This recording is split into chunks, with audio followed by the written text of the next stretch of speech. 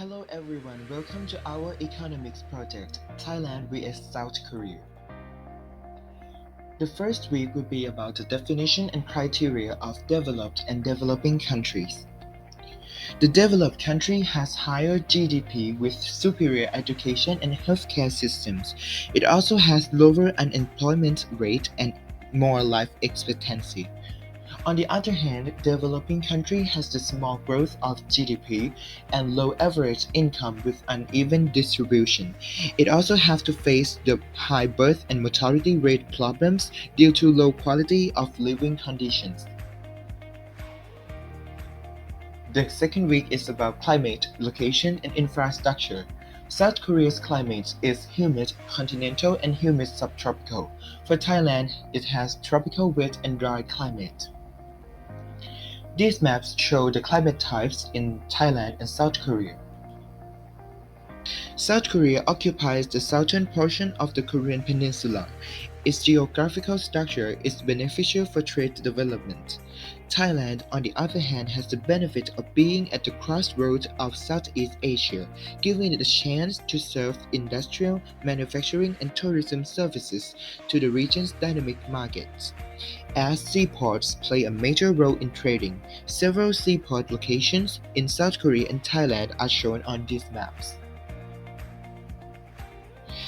Transportation in South Korea is served by networks of railways, highways, bus routes, ferry services, and air routes that cover the country. The largest railway operator is Korail. It has 103 airports and its largest airport is Incheon International Airport, which is the best airport worldwide for 4 consecutive years since 2005. Thailand's highway system connects every province in the country and also to neighbor countries like Laos, Cambodia, and Vietnam. Its mass transportation is especially dense and better in Bangkok, its capital. Therefore, the challenge of Thailand is to decentralize the prosperity of roads so that other regions have less transportation disadvantages. In Thailand, there are 38 airports with 7 international ones, and the well-known airport is Suvarnabhumi Airport with more than 45 million passengers per year, which is the highest services of airports on the Southeast Asian mainland.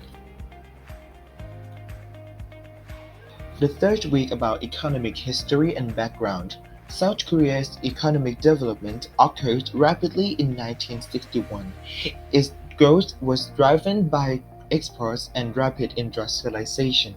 It was recognized as the developed country in 1996 as one of the leading countries in electronic innovations. And after that, its growth and development was stable in 2000s and 2010s. For Thailand, it had rapid economic development before 1997, with the growth up to 8% on average per year. Its exports and policies to accept more inverters caused the economy of Thailand to grow. The 1997 Asian financial crisis caused the inflation of Thai baht. Its exchange rate collapsed and hot money bubble burst. After the recovery, the growth was slower but steady. Thailand reached developing country with higher income in the early 2010s. Unfortunately, since the coup d'etat in 2014, the economic growth of Thailand was declined by several factors such as bad management, corruption, and droughts. Next, let's talk about demographic structure. Comparing to South Korea, Thailand has higher gross population yet lower population density. The age distribution in both countries have the same trend of an aged society. However, the life expectancy of people in Thailand is less than those in South Korea by 7 years. Along with higher crime rate and accident rate, Thailand is considered to be less secure than South Korea. Moreover, South Korea has significantly higher productivity rate and less working time. But the one issue in South Korea that is more severe than ours is gender disparity, which is an influence of Neo-Confucianism dated back to around the 14th century. As for internet access, in January 2020, the number of Thailand's residents that can access internet is approximately 52 million people, equivalent to 75% of the population. The number has increased by 1 million between 2019 and 2020. In South Korea, on the other hand, there were 49 million internet users, which is around 96% of the population that can access the internet. The figure increased by 535,000 between 2019 and 2020. The line graph of internet access within the last decades in the two countries are depicted as the diagram above. The trends are similar. As in Thailand, the graph slightly fluctuated throughout the decade, while in South Korea, internet users grew more rapidly since 2013 before becoming steady during the last 2 years. Moving on to economic structure, mixed economy is found in both countries. The mixed system means that private businesses are common in the society, but some businesses are still owned by the government, which are called state enterprises. Thailand and South Korea have similar enterprises that concern public services, such as energy or transportation, and some natural resources. While Thailand has around 50 of such businesses, Korea has significantly lower of that, which is around 20 organizations. Moreover, South Korea ages better in economic structure measured by various values like GDP, GNP, or HDI. This is potentially caused by the national budget management, which in Thailand is focused on funding royal agencies and military, whereas in South Korea, the finance is focused on health, welfare, and education. Okay, let's move on to the political system of Thailand and South Korea.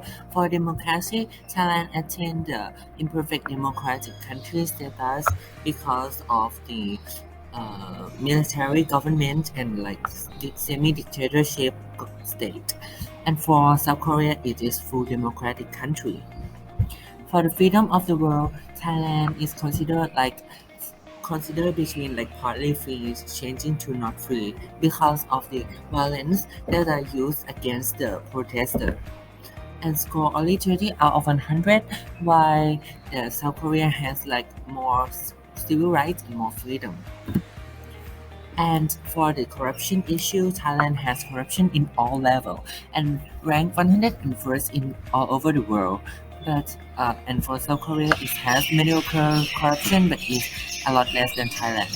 For equality, they're facing similar problem of gender equality because of the social norms and also slight economic equality because of the economic growth. But for Thailand, the educational inequality and economic inequality is a pressing problem, and is an issue that are preventing Thailand to become developed.